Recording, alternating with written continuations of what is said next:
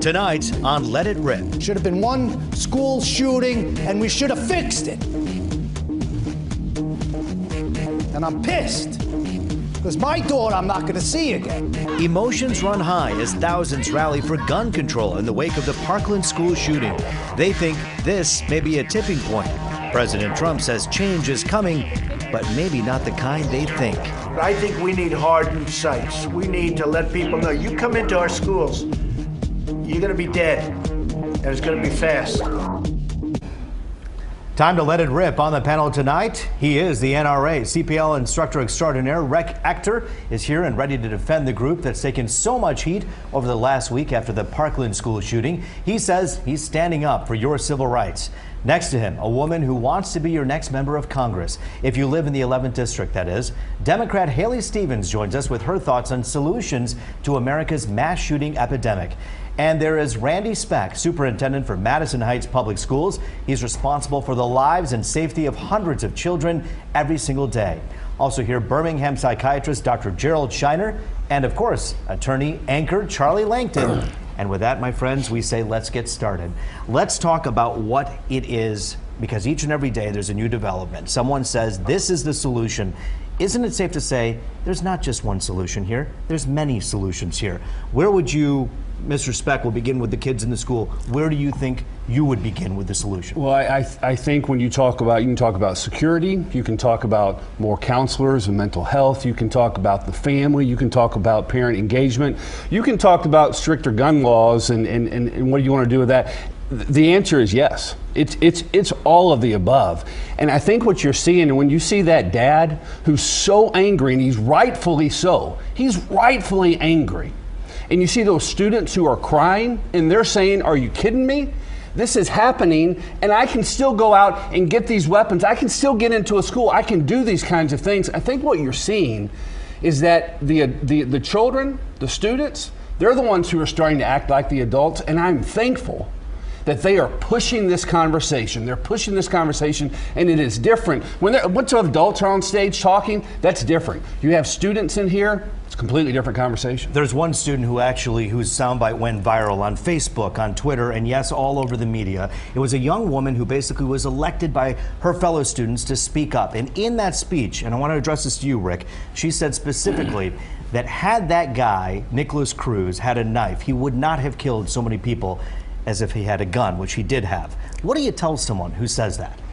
You know, it really doesn't matter what tool a person uses to implement evil, whether it's a gun or it's a knife or if it's a baseball bat or if it's your bare hands. If someone wants to exact pain, cruelty, death, and mayhem amongst the general society, they're going to do that. They're going to do that. When we start talking about what actual tool did they use, how many people did they hurt, and how much pain did they inflict, then we start talking about, well, was it a gun or was it, you know, a rifle and this type of thing.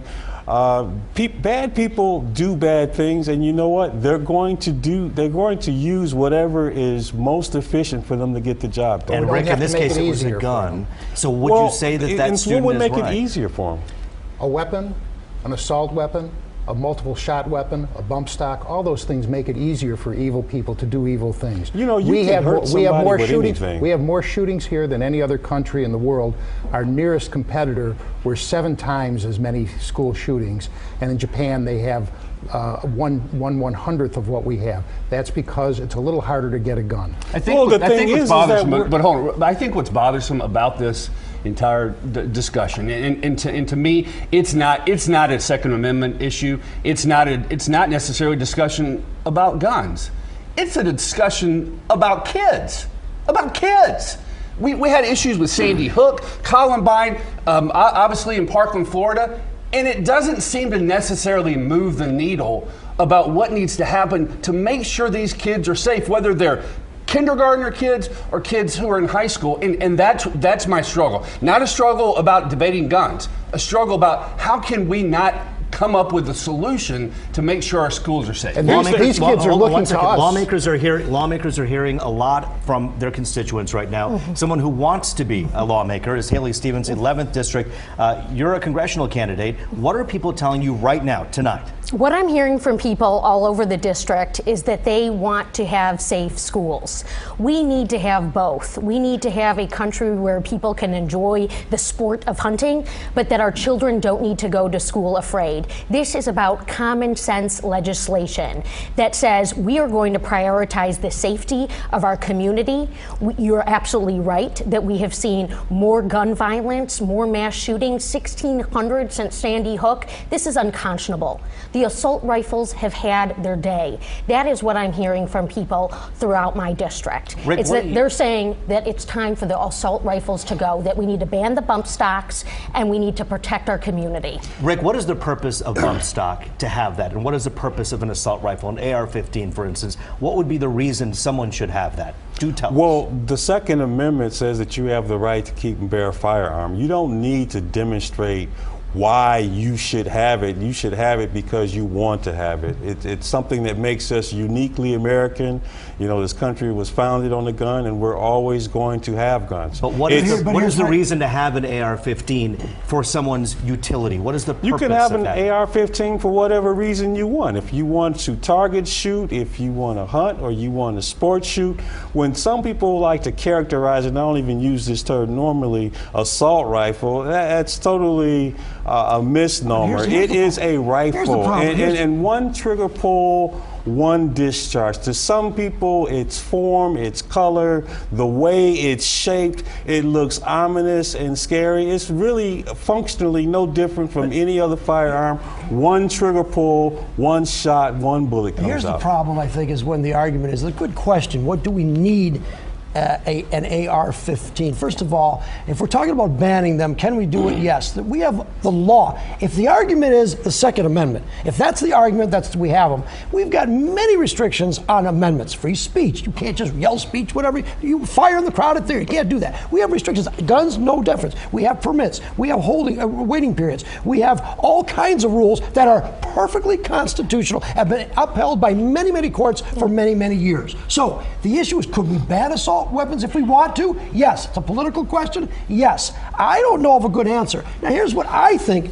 If we're talking about gun control, to me, control is a bad word. We should have something called gun guidance, ownership guidance. But here's the deal. We develop a checklist. Everyone on this panel would agree that kid in Florida should not have had a gun, right? He had mental illness issues, well, and right? a lot of people dropped the ball. So we've got to come up together with some kind of objective criteria that would prevent people like that from getting a gun, and perhaps allow people like you, assuming you're sane, to have the gun. How about when someone reports that person to the police, Fallujah. that someone actually does something about it? This guy was reported on.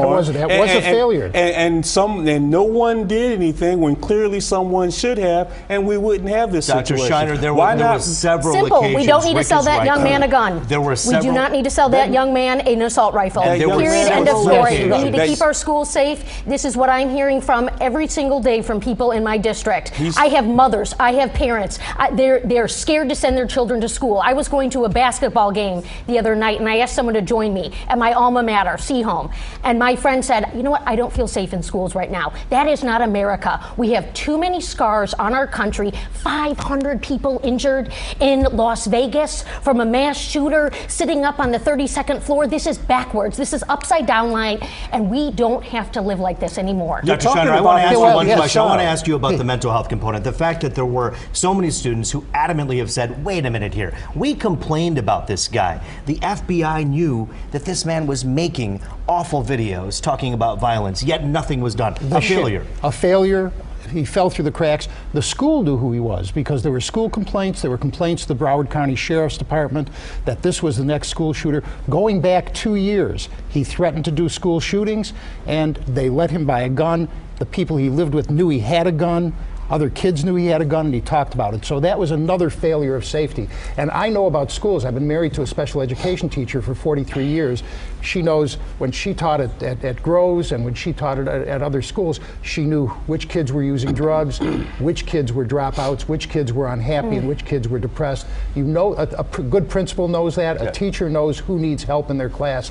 This kid wasn't helped. Randy, what are you seeing in your district? Well, and it's the same thing whether it's in my district or others. I mean, schools, you know, initially we were there to have be able to teach our kids how to read. and then learn about chemistry and math and those kinds of things. So the world comes into our school buildings. And so because of that, we need more mental health professionals. We need more social workers, psychologists, not the old guidance counselors where they're helping you fill out a college application. We need folks who are trained in mental health who can help kids, because in some districts, families can't afford to go see a therapist or a counselor. They need what the school is providing, and the schools can do better. And we what need about the responsible point- policymakers from Washington who are going to deliver those resources to our schools and prevent gun violence from And occurring. have the courage to face the problem. Right. Right, Exactly. because right now the governor put forth a budget a couple of weeks ago, and it takes money out of the school aid fund to balance the general fund. That money could be going into, again, more social workers, more psychologists. We need our folks in Lansing to stand up for that, because schools need that money,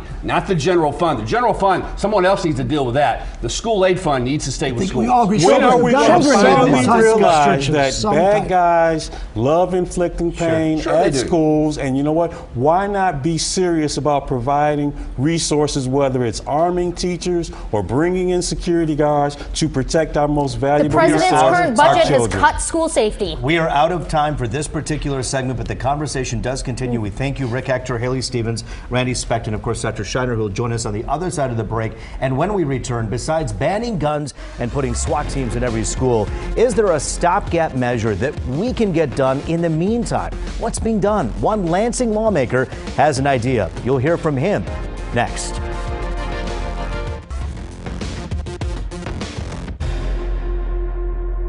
What we're talking about is universal background checks. We're talking about really banning assault rifles. Gun control, even confiscating certain guns from law-abiding owners, the theme of a rally outside the Capitol today in Lansing. But one new proposal aims to prevent the next mass shooting in a very different way. Welcome back. State Representative Robert Wittenberg, a Democrat out of Oak Park, has a bill that focuses on getting guns out of the hands of the mentally ill. We'll hear more on that in a moment. Next to him, State Representative Jim Runstead of White Lake, who has some concerns about that legislation.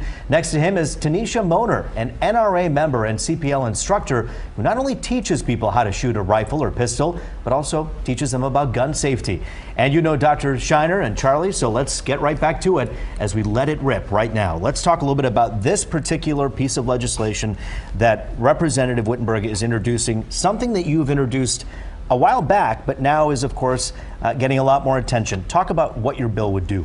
Yeah, it's unfortunate. Actually, I introduced this in June of last year. We also introduced similar legislation last session and didn't get any traction. We did a hearing in Lansing with some groups speaking about the importance of it and how it could save lives. And some people have referred to these bills as red flag bills. We call them the extreme risk protection order bills. So this isn't just about mental health, because we know most of the time, actually, people who have mental health issues, they get hurt by gun violence more so than perpetrate gun violence. This is what's called the extreme risk protection order. So what it does is, if someone is a threat to themselves or someone else, we have to take that seriously. And this, with due process, this is an order where a family member or a police officer could petition a court, a judge would have to grant it, and then they can temporarily seize their weapons until they're in a better mental health state. Let's say Nicholas Cruz out in Parkland, Florida, was living with a family whose parents, he didn't have parents that he was living with. He was living with a family friend. They knew he had a gun. They asked him to lock it up. He had a key. He takes the gun to school. How would this have stopped that? So we wouldn't have even got to that point. His mother, there are stories about his mother who was calling the police saying, talk some sense into him. But unless a crime is committed, there's nothing you can do to actually take their weapons away from them. There was an example of this in California at UC Santa Barbara. So if she would have been able to actually call the police, and then either she or the police could have gone to a judge and tried to get an extreme risk protection order in place, they would have been able to seize his weapons. And he, again, in this instance, if they would have been able to do that, we wouldn't be having this conversation right now, because 17 innocent lives would not have been lost. I want to get to Charlie in a moment. I want to ask Representative Runstead right away, when you hear those words, would be able to seize their weapon, I assume that makes you flinch, given the fact that you really don't like this particular piece of legislation. Well, I've known Representative Wittenberg for a number of years, and I think he always comes from a good place of trying to do the right thing. But in this particular case, I have met with law enforcement today. They don't like it from Michigan State Police or the individual from the police chiefs. There's an enormous number of flaws in the way that it is drafted. I am willing to work with him to see if we we can iron those out. But as it stands, police officers would get an ex parte order, meaning that the individual doesn't even know they're coming, and have to come and get guns on the allegation maybe of an ex-lover. There's so many problems with the way this is crafted. You could have a process server having to go out to somebody that they've said this individual may be dangerous, they may have a gun, they may have a mental health issue. Now you, process server, go serve them and tell them they're going to take their guns. There's so many problems with the way that it's crafted. So perhaps we can work and get something that is workable, maybe with a stronger PPO. There's a lot of issues with PPOs as well. So it's just something that it'd have to be a work in progress. Charlie, what do you think from the legal front? Well, I'm kind of curious because I don't quite understand the bill. What's it doing differently now? If a judge needs to commit someone, what's the difference between your bill and a commitment? So in other words, if I think someone is in need of being taken in, I can ask a court, and there's a process to do that, and a judge would commit someone to a mental health facility. That process is you petition, right. The court issues an order, the Right. patient's taken to a psychiatrist, gets an evaluation, and then they're treated. What's the difference between the current law and your bill? So in that instance, I mean, this person might have serious mental health condition. It could be a temporary thing. It could be a circumstance that happened in their life. This bill is on the books in 5 different states, including Indiana. But I don't understand and what it does. Connecticut. I'm just curious. So the difference you petition the judge to take away, so you can take away their weapon, any weapons that they have, and keep them from purchasing a new weapon until they can prove. They can actually they can petition to get their weapons back. So this isn't indefinite. Based on what, though? This isn't indefinite. Reasonable suspicion, which doesn't even exist in the law. The police have a lot of problems with the way it's crafted. Well, Tanisha, when you take a good listen to this first part of the conversation, what goes through your mind as an NRA member and also someone who helps people learn how to use guns? The first thing that goes through my mind is this is the United States. The last time I checked, we have a system of checks and balances. We are also guaranteed due process. With this particular bill, there's no, where's the safe hold? It's like any person can say anything and have your firearms confiscated from you. Where the problem comes is, ask any person who's ever been falsely accused of a CPS charge, or any person who's ever gotten a PPO taken against them where a process server lies and says, I serve this person this piece of paper, and very frequently that happens. I don't think there's anyone on the stage who'll disagree with me there.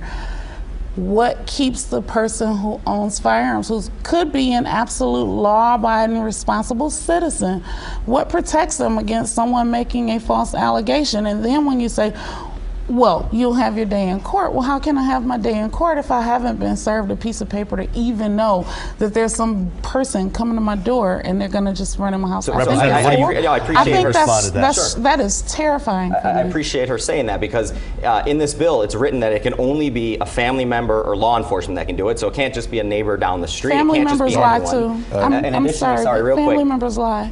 Okay, well, then it's up to the judge. We have our judges are elected. It's due process. And The judge has to grant it. And nothing happens without a judge. Without a judge. A judge actually has to grant the order. So this extreme risk protection order cannot happen unless it's a judge that orders it. And there are penalties for people who do it improperly. If it's a frivolous lawsuit, there are penalties. We don't take this lightly. We know, this is someone's Second Amendment right. But here's the thing. We worry about everyone's safety, and we want to get them into a better state mentally. And I want to talk about one other thing real quick, because these mass shootings, they're tragic and they're horrible, but it's a small percentage of the gun violence that happens in this country. And when you talk about gun deaths, 60% of gun deaths are suicides. Yes. So what's important is that if this person, they're not threatening to shoot up the school, but you're worried about them, that they're going to harm themselves, we have to have some kind of recourse, because currently there's nothing, unless they commit a crime. And again, this was what happened in California at UC Santa Barbara. Parents were worried about their son, and they called the police and said, he has a weapon, we're worried about him, because they lived in a different part of the state.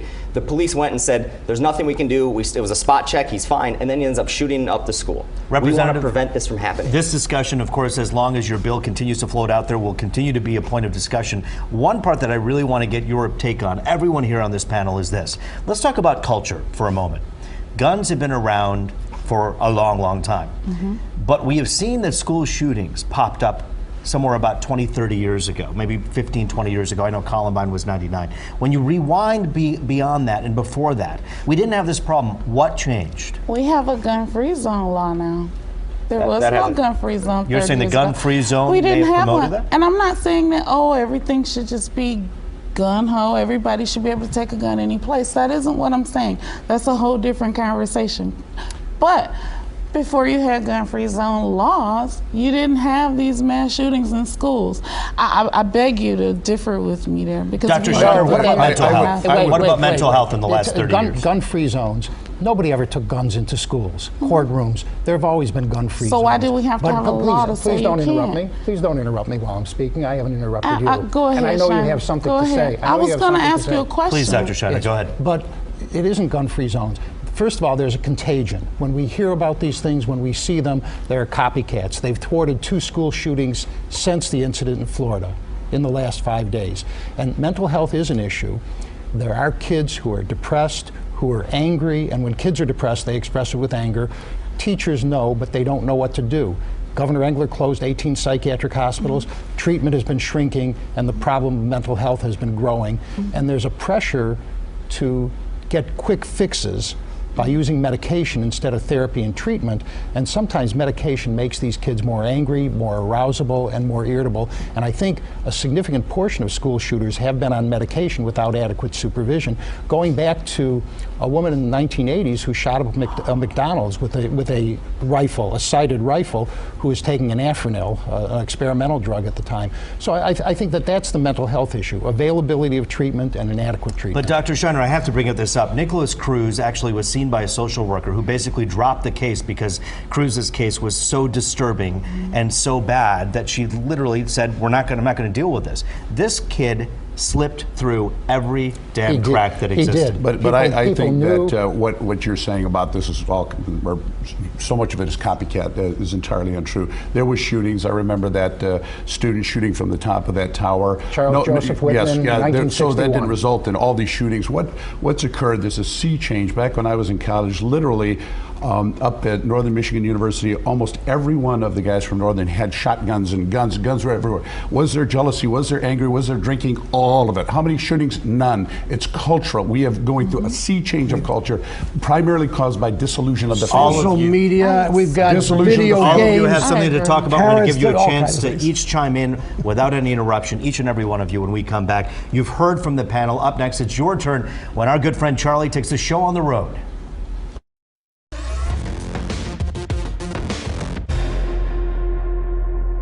It seems that we're seeing a lot more of these mass shootings today than maybe we have seen in 20, 25 years ago. What do you think's changed? Social media, the internet. It's gotten way more aggressive with social media. It's rough on kids. It's the video games and it's getting to their head. What is it about the video games that changes them? They get violent. Unfortunately, I think a lot of it's just because the family's falling apart. Everything that they watch on TV, there's violence. I think just culture has changed. They don't go play outside. We was a teenager. We go play outside. How can we stop this mass shooting? Just leadership. European, a lot of his country doesn't have the gun in the people. So you think by getting rid of the guns, ban them all, there'd be less violence? Yes. Guns have been in 100 years. Do you think we need to ban guns? No. 18-year-olds should not be able to buy a rifle. I think they need to make that a lot. Maybe a 25-year-old get a rifle. Kids are 14, 15 bringing guns to school. I mean, that needs to be dealt with, and that starts at home. Tell the kids that we love them. Tell them we're behind them. Give them the guidance they need. Just be there for them. Let's start with Tanisha Moner. Your final thoughts.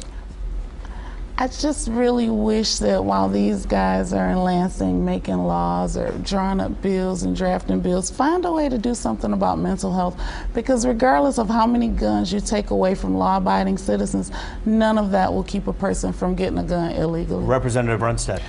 These mass shootings did not occur in the 50s and 60s to anywhere near what we're seeing today. It's a dissolution of the family. The culture has been destroyed. The family's been destroyed. 6 out of 7 of these shooters, there is no dad in the home of these mass shooters. Representative Wittenberg. So I'm the chair of our Gun Violence Prevention Caucus here, and we're working on common sense solutions. We can respect the Second Amendment, but there are things we should be able to do to make sure guns don't get into the wrong hands, and there's certain capacity of weapons that people should not be able to have. And so we can't just put our head in the sand and pretend like things are going to change by doing nothing. We have to do something, and so that's what I'm working hard to do. Dr. Shiner, what is that something? 6 out of 10 police officers grew up without fathers as well. So it's not just a family issue, but what we need to do is support mental health, make treatment available, and make it real treatment. Make the insurance companies pay for it, make the Medicaid programs pay for it, and make it available. We know who needs it. We have to get it to them. We thank you all for joining us today on this panel, a discussion that deserves more than a half hour, a conversation that will continue as we watch this unfold, the aftermath of that terrible shooting. We thank you for watching. That's it for this edition of Let It Rip. The Let It Rip discussion continues online. Sound off on Facebook, Twitter, or fox2detroit.com.